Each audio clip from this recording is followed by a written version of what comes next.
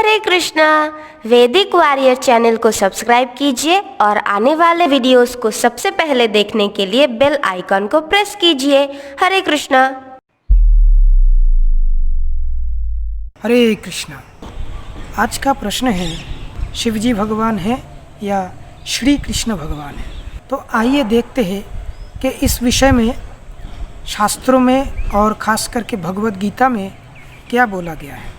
तो शिव जी और श्री कृष्ण में कौन सर्वश्रेष्ठ है, कौन परम पुरुषोत्तम भगवान है, ये जानने के लिए इस वीडियो को अंत तक देखिए।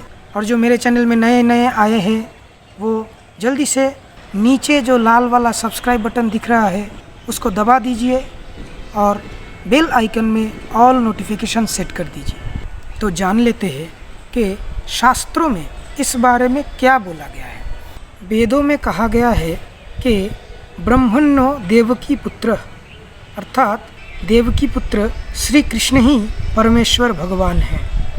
पर अलग अलग पुराणों में शिवजी को भी भगवान के नाम से संबोधित किया गया है। भागवत पुराण में भी नारद मुनि को भगवान के नाम से संबोधित किया गया है। और भी जितने भी देवताएं हैं उनको भी अलग अलग पुराणों में भगवान के नाम से संबोधित किया गया है। ये तो सभी जानते हैं कि भगवान एक है, परमेश्वर एक ही होता है, सर्वश्रेष्ठ एक ही होता है। जो सुप्रीम क्रिएटर, जो परम सृष्टिकर्ता है वो एक ही है। धर्म के सभी सिद्धांतों में इसकी पुष्टि की गई है कि सर्वश्रेष्ठ एक ही है। तो अभी प्रश्न है, शिव जी को भी भगवान के नाम से संबोधित किया गया है और शास्त्रों में बोला गया है कृष्णस्तु भगवान स्वयं, एकमात्र कृष्ण ही भगवान है। तो कौन सा सही है, दोनों में से कौन परमेश्वर है? तो इसी विषय में हम आगे जान लेते हैं। वराह पुराण में कहा गया है कि नारायण परो देवस्तस्मात् जातश्चतुर्मुख तस्माद् रुद्रः भवद्देव स च सर्वज्ञतं गतः। इसका अर्थ है नारायण भगवान है जिनसे ब्रह्मा उत्पन्न हुए और फिर ब्रह्मा से शिव उत्पन्न हुए। तो ये तो एक सिद्धांत मिला है, पर इसके ऊपर आगे और भी बहुत सारा सिद्धांत है। सभी जानने के बाद इस बात को हम अच्छे से समझ पाएंगे कि असली में कौन किससे उत्पन्न हुए हैं। नारायण उपनिषद में कहा गया है कि नारायणाद ब्रह्मा जायते, नारायणाद प्रजापति प्रजायते, नारायणाद इंद्रो जायते, नारायणाद अष्टौ वशवो जायन्ते, नारायणाद एकादश रुद्रो जायन्ते, नारायणाद द्वादशादित्य।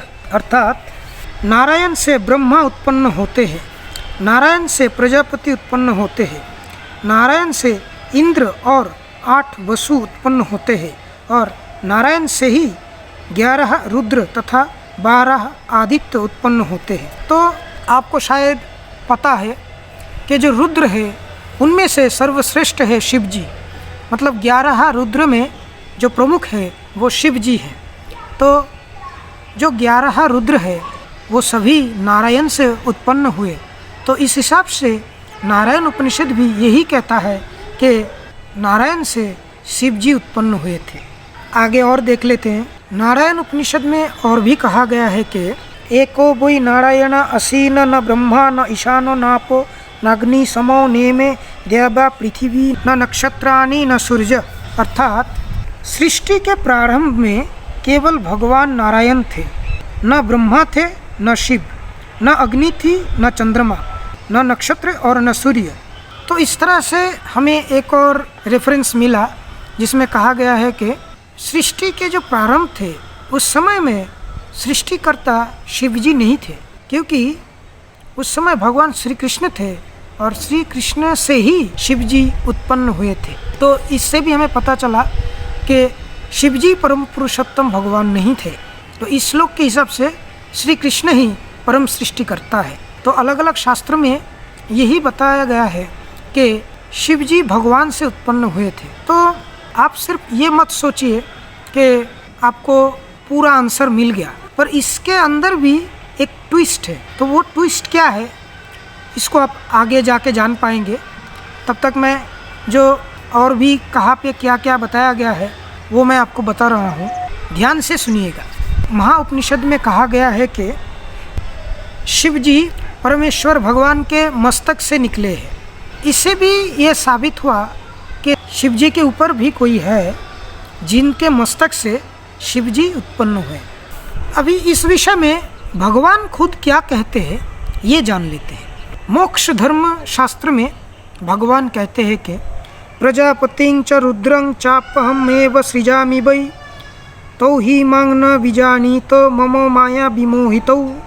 अर्थात मैंने ही प्रजापतियों को, शिव तथा अन्यों को उत्पन्न किया, किंतु वे मेरी माया से मोहित होने के कारण यह नहीं जानते कि मैंने ही उन्हें उत्पन्न किया। तो भगवान श्री कृष्ण खुद कह रहे हैं कि शिव जी को उन्होंने ही बनाया है, और क्योंकि भगवान की माया से भगवान ने उनको मोहित करके रखा है, इसलिए वो ये नहीं जानते हैं।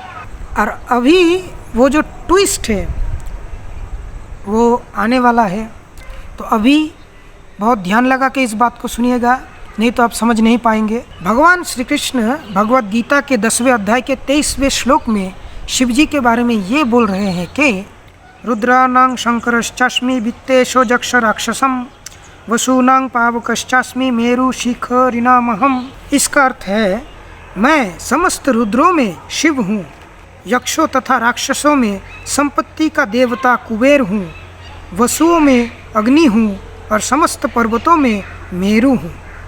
तो इस श्लोक में आपको पता चल गया है कि भगवान खुद कह रहे हैं कि वही शिव जी है। जितने भी रुद्र है वो 11 रुद्र में वही शिव जी है। अभी क्लियर नहीं हुआ, इससे आगे और भी हैं। ये जो श्लोक अभी मैं पाठ करूँगा, ये श्लोक बहुत ही महत्वपूर्ण है, ध्यान से सुनिएगा। पश्चादित्यान वसुन रुद्रानश्नौ मुरुतस्तथा बूह्यन्यदिष्ट पूर्वानि पश्चाश्चर्यानि भारत। हे भारत, लो तुम आदित्यो, वसुओं, रुद्रों, अश्विनी कुमारों तथा अन्य देवताओं के विभिन्न रूपों को यहाँ देखो।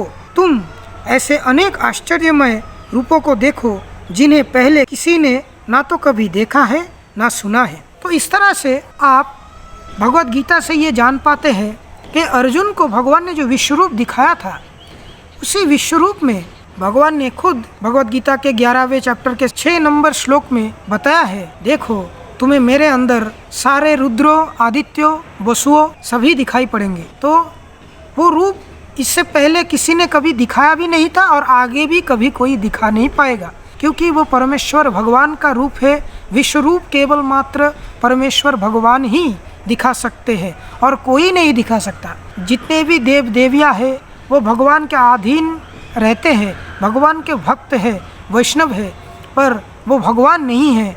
इसलिए किसी भी पुराण में या उपनिषद में या कोई भी वैदिक शास्त्र में आपको किसी भी देवताओं के विश्वरूप दिखाने के बारे में कोई भी ऐसा श्लोक या कुछ भी प्रमाण नहीं मिलेगा, क्योंकि सिर्फ और सिर्फ भगवान श्री कृष्ण ही परमेश्वर भगवान है। इसीलिए वही ये रूप दिखा सकते हैं और उनके विश्वरूप में ही वो सारे देवताओं को उन्होंने अपने ही अंदर दिखाया था। और ये रूप देखने के बाद जो अर्जुन थे, भगवान के सामने बहुत आश्चर्यमय ये विश्वरूप देखने के बाद अर्जुन ने क्या बोला वो भी ध्यान से सुनिए। अर्जुन वाच पश्यामि देवांस्तव देवदेहे सर्वंस्तथा भूत विशेष संघान ब्रह्मांडमिशं कमलासनस्थं ऋषिंश्च सर्वानुरागंश्च दिव्यान। इस श्लोक का अर्थ है, अर्जुन ने कहा, हे भगवान कृष्ण, मैं आपके शरीर में सारे देवताओं तथा अन्य विविध जीवों को एकत्र देख रहा हूँ। मैं कमल पर आसीन ब्रह्मा, शिवजी तथा समस्त ऋषियों एवं दिव्य सर्पों को देख रहा हूँ। तो अर्जुन ने भी उस विश्वरूप में भगवान शिव जी और ब्रह्मा जी को भी देखा था। ऐसा अर्जुन ने खुद भगवद गीता के 11वें अध्याय के 15वें श्लोक में बताया है। अर्जुन और भी कहते हैं, त्वमक्षरं परमं वेदितव्यं त्वमस्य विश्वस्य परं निधानं त्वमव्ययः शाश्वत धर्मगुप्त सनातनस्थं पुरुषो मतो मे। इसका अर्थ है आप परमाध्य ज्ञेय वस्तु हैं, आप इस ब्रह्मांड के परम आधार तथा आश्रय है, आप अव्यय तथा पुराण पुरुष है, आप सनातन धर्म के पालक भगवान हैं, यही मेरा मत है। तो अर्जुन भी ये मानता है कि श्री कृष्ण ही सनातन धर्म के आदि अव्यय पुरुष है, वही सृष्टिकर्ता है, उनको जानना ही सर्वश्रेष्ठ ज्ञान है और वही सनातन धर्म के रक्षक भी हैं। तो ऐसा अर्जुन ने भी भगवद गीता में बताया है। और ब्रह्मा जी का जिक्र हुआ है तो हम सभी जानते हैं जनरली कि जो सृष्टि है भगवान श्री कृष्ण ने ये सृष्टि करने का जो दायित्व वो ब्रह्मा जी को दिया था, इसलिए हम उनको पितामह भी कहते हैं। ये सभी प्रजाओं की सृष्टि उन्होंने ही किया है। जब ब्रह्मा जी का जन्म हुआ था तो उसके बाद उन्होंने भी भगवान का स्तुति किया था, उस स्तुति को बोलते हैं ब्रह्म संहिता। तो ब्रह्म संहिता में हमारे जो प्रजापति ब्रह्मा जी है वो क्या कहते हैं वो भी जान लेते हैं। क्षीरं जथा दधि विकार विशेष जोगात् संजायते नहि तत पृथगस्ति हेतो जसंभुतामोपि तथा समुपैति कार्यात् गोविंदमादि पुरुषं तमहं भजामि। इसका अर्थ है दूध और दही एक जैसे होते हुए भी एक नहीं है, वो एक होने पर भी भिन्न है। ठीक उसी तरह से भगवान श्री कृष्ण और शिव जी एक होने पर भी भिन्न है। शिव जी भगवान श्री कृष्ण के अधीन है। प्रलय के कार्य को संपन्न करने के लिए श्री कृष्ण ही माया के संस्पर्श में आकर शिव बने हैं। ठीक जिस तरह से एसिड के संस्पर्श में आने से दूध दही बनता है, वो है तो एक ही पर फिर भी दूध और दही जैसे भिन्न है, उसी तरह से कृष्ण और शिव जी भी भिन्न हैं। कृष्ण ही शिव जी के रूप में है, ये ब्रह्म संहिता में कहा गया है। और भगवद गीता में भी भगवान कहते हैं 11 रुद्र में मैं ही शिव हूँ। और बाकी शास्त्रों में भी कहा गया है कि कृष्ण से ही भगवान शिव आए हैं। तो परमेश्वर भगवान तो मतलब पहले तो दूध है, मतलब परमेश्वर भगवान श्री कृष्ण पहले आते हैं। तो परमेश्वर वही हैं, पर वही खुद किसी दूसरे कार्य को संपन्न करने के लिए रुद्र रूप लिए हैं।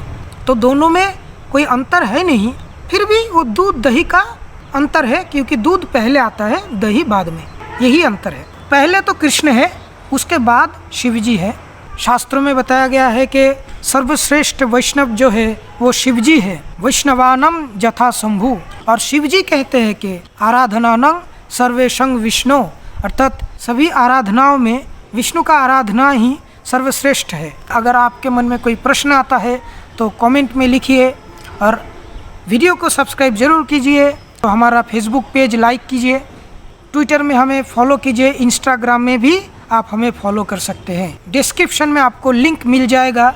और भगवद गीता में जो शिक्षाएं दिए गए हैं उनको जानने के बारे में आपका अगर बहुत उत्साह है तो नीचे डिस्क्रिप्शन में आपको अलग अलग भाषाओं में भगवद गीता के लिंक्स दिए हुए हैं, आप उधर से खरीद सकते हैं अपनी अपनी मातृभाषा के हिसाब से।